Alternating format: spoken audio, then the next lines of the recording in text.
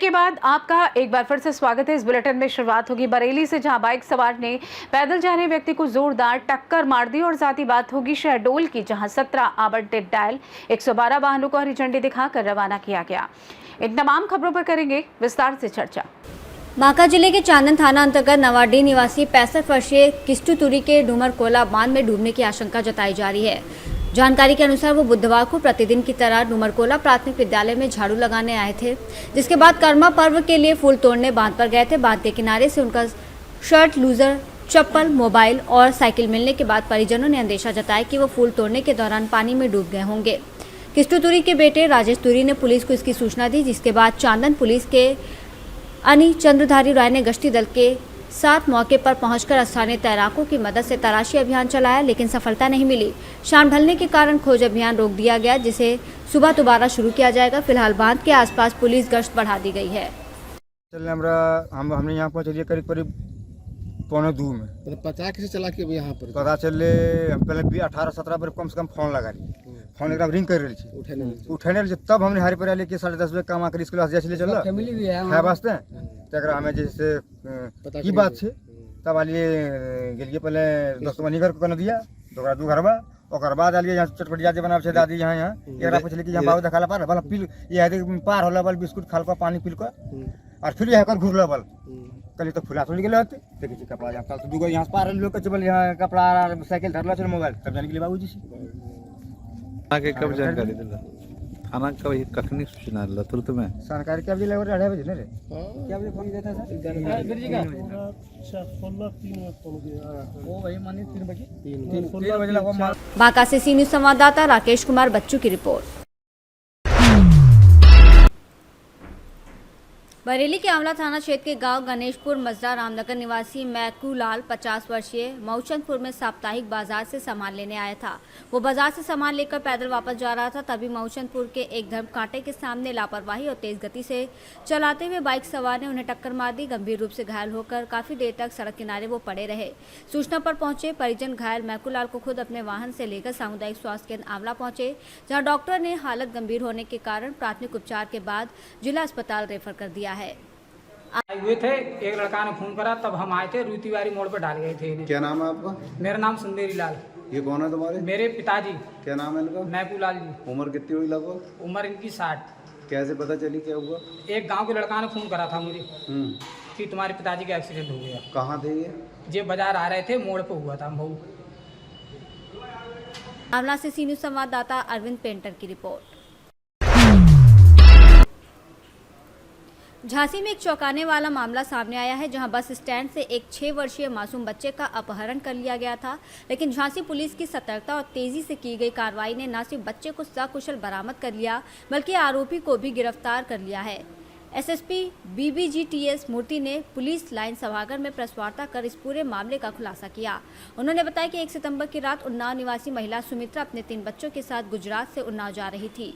Jhansi bus stand पर बस का इंतजार करते समय उसका 6 साल का बेटा अचानक गायब हो गया।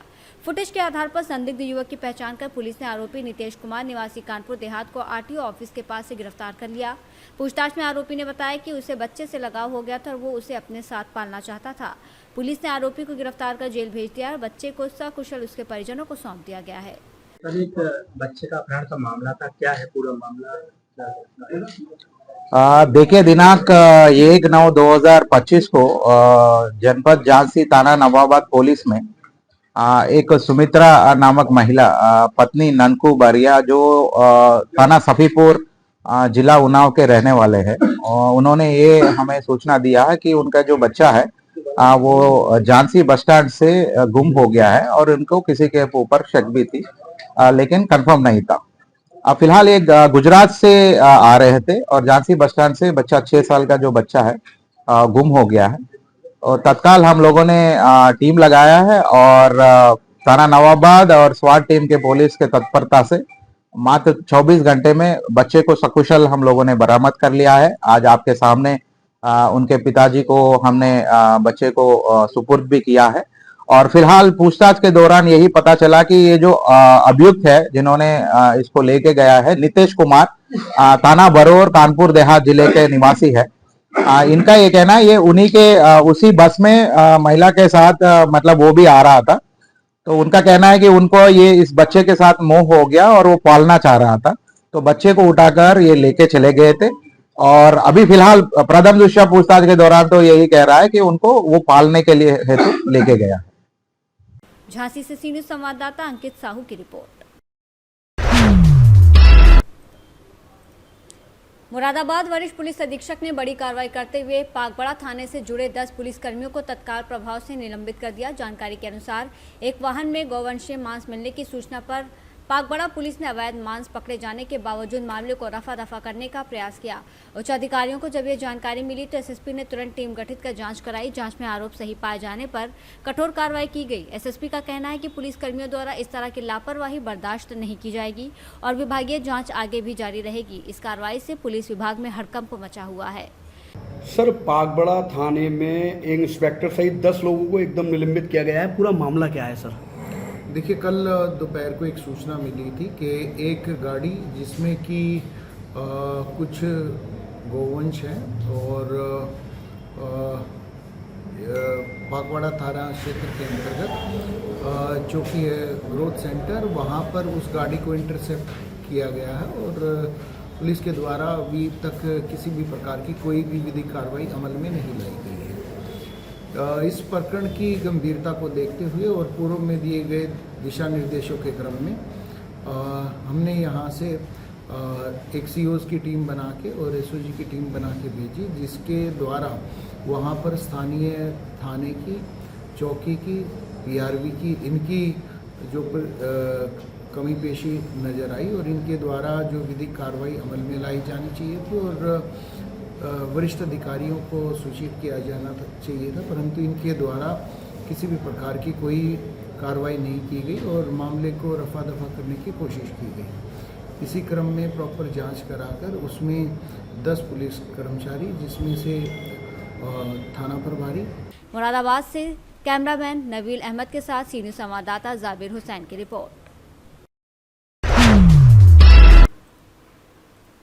प्रदेश के मुख्यमंत्री डॉक्टर मोहन यादव द्वारा 14 अगस्त 2025 को डायल 112 वाहन का लोकार्पण किया गया। वहीं आज पुलिस महानिरीक्षक अनुराग शर्मा, पुलिस उप महानिरीक्षक सविता सुहाने, पुलिस अधीक्षक रामजी श्रीवास्तव ने संभागीय मुख्यालय शहडोल के कंट्रोल रूम में शहडोल जिले के लिए 17 आवंटित डायल 112 वाहनों में तिलक और माल्यार्पण करते हुए हरी झंडी दिखाकर रवाना किया। डायल 112 पुलिस की तत्परता बढ़ाने की नई पहल है। ये आपातकालीन नंबर सुरक्षित समाज के इकोसिस्टम का आधार बनेगा। ये नंबर जिलेवासियों के लिए पुलिस की ओर से त्वरित प्रतिक्रिया का वादा और सहायता की जिम्मेदारी सिद्ध होगा। पुलिस अधीक्षक रामजी श्रीवास्तव ने बताया कि डायल 112 वाहन योजना के तहत शहडोल जिलों को 17 वाहन आवंटित किया गया है। डायल 112 को अत्याधुनिक सुविधाओं के साथ लॉन्च किया गया है। प्रधानमंत्री नरेंद्र मोदी के विजन के अनुरूप मध्य प्रदेश पुलिस ने इंटीग्रेटेड हेल्पलाइन नंबर 112 की शुरुआत की है, जिसे डायल करने पर नागरिकों को हर तरह की सहायता प्राप्त होगी।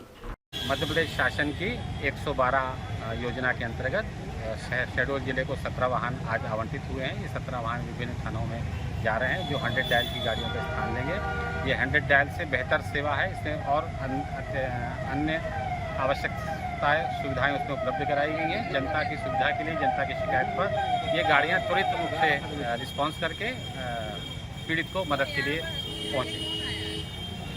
शहडोल से सी न्यूज़ संवाददाता रजनीश शर्मा की रिपोर्ट। खबर बदनापुर से, जहां तालुका के रोशन गांव लहकू नदी में फिसलकर 25 वर्षीय युवक जिलानी बना भाई सैयद निवासी रोशन गांव की डूबने से मौत हो गई। जैसे ही घटना की जानकारी गांव में फैली, लोगों ने तलाशी अभियान शुरू कर दिया और जब तक जिलानी सैयद को पानी से बाहर निकाला गया तब तक उसकी मौत हो चुकी थी। बदनापुर तहसीलदार और पुलिस ने घटनास्थल का दौरा किया और शव को पोस्टमार्टम के लिए ग्रामीण अस्पताल भेज दिया है। इस घटना से रोशन गांव में शोक की लहर दौड़ गई है। महाराष्ट्र बदनापुर से सी न्यूज़ संवाददाता यकीन शेख की रिपोर्ट। महाराष्ट्र में हर जगह गौराई की स्थापना और 1.5 दिन में विसर्जन किया जाएगा। गौराई के दर्शन के लिए घर घर जाने वाली महिलाओं की भीड़ उमड़ पड़ी। कई महिलाओं ने गौरी के सामने अलग अलग प्रस्तुतियां दी। कलमनुरी तालुका के डोंगरकड़ा निवासी मारुति लोमटे और उनकी पत्नी पूजा लोमटे ने गौराई के सामने एक अनोखी प्रस्तुति देकर सभी का दिल जीत लिया। हर घर में गौरी लक्ष्मी का उत्सव बड़े उत्साह के साथ मनाया जाता है। इस उत्सव पर कई महिलाएं कई प्रस्तुतियां देती हैं, लेकिन पूजा मारुति लोमटे ने एक अनोखी प्रस्तुति देकर क्षेत्र की कई महिलाओं का ध्यान आकर्षित किया। पूजा मारुति लोमटे हर साल अनोखी प्रस्तुतियां देकर महिलाओं का दिल जीत लेती हैं। इस साल महालक्ष्मी बागई में झूला झूलने, महालक्ष्मी महादेव की पूजा करने और दूल्हा दुल्हन की अनोखी प्रस्तुति देकर उन्हें खूब प्रशंसा मिल रही है। बताया कि गौरी पूजा से पहले हम 4-5 दिनों से दृश्य की तैयारी कर रहे थे। उन्होंने कहा कि हर साल की तरह इस साल भी हमने कुछ अलग दिखाने की कोशिश की है और दृश्य रचा है। हिंगोली से सी न्यूज़ संवाददाता गोविंद देशमुख की रिपोर्ट। भिलदरी के गांव में जंगली सुअरों का आतंक जारी है और किसानों को भारी नुकसान उठाना पड़ा है। आज वन विभाग के कर्मचारी पंचनामा करने के लिए भिलदरी पहुंचे। वन रक्षक मोनाली फिरके, वन मजदूर रतन मगरे तथा गांव के उप सरपंच विजय वैष्णव ने किसानों के साथ खेतों का दौरा कर नुकसानग्रस्त मक्का फसल का पंचनामा किया और छाया चित्र लिए। बुवाई के समय से ही जंगली सुअर खेतों में घुसकर फसल को नुकसान पहुंचा रहे थे। किसानों को डबल बुवाई करनी पड़ी। इस समय जब मक्का कटाई के लिए तैयार था तब सुअरों ने मक्का फसल बर्बाद कर दी। सरकार से तत्काल मुआवजा देने और खेतों को जंगली जानवरों से बचाने के लिए कंपाउंड के लिए निधि उपलब्ध कराने की मांग की। वहीं ग्राम पंचायत ग्रामीणों ने मांग की है। साथ ही मांग पूरी न होने पर धरना प्रदर्शन की भी चेतावनी दी गई है। इस दौरान कमल बमड़ावन, नारायण बमड़ावन, सेवादास वैष्णव आदि लोग उपस्थित रहे। पाहू शकता गावातले जे शेतकऱ्यांचे नुकसान झालेलं आहे ते पाहता येत नाही। एवढं मित्रांनो, एवढं जीव लावलेला पिकाला, एवढी मेहनत केलेली कमल भाऊ भामनाथ, नारायण भाऊ, राजू भाऊ, जितेंद्र वैष्णव, गावातले खूप शेतकऱ्यांचे चंदन गोटवाळ पाहू शकता मित्रांनो। हे माल असं वाया गेलेला आहे की याला जनावर सुद्धा खात नाही, कारण की याला डुक्कराची वास लागल्यानंतर जनावर सुद्धा आमचे खात नाही। खूप भयानक नुकसान केलेले आहे। डुकरांनी पाहू शकता हे हातातला माल पूर्ण वाया गेलेला आहे। शेतकरीला आता सध्या आत्महत्या करायची वेळ आलेली आहे। पाहू शकता किती बेकार कंडिशन मध्ये आहे। शेतकरीकडे पाहू शकता तुम्ही, शेतकरी किती महाराष्ट्र छत्रपति संभाजीनगर से सी न्यूज़ संवाददाता शिवाजी नवले की रिपोर्ट। फिलहाल के लिए इस खास बुलेटिन में बस इतना ही। देश दुनिया की तमाम बड़ी खबरों को जानने के लिए जुड़े रहें सी न्यूज़ भारत के साथ। हर खबर आपके साथ, आपके हाथ।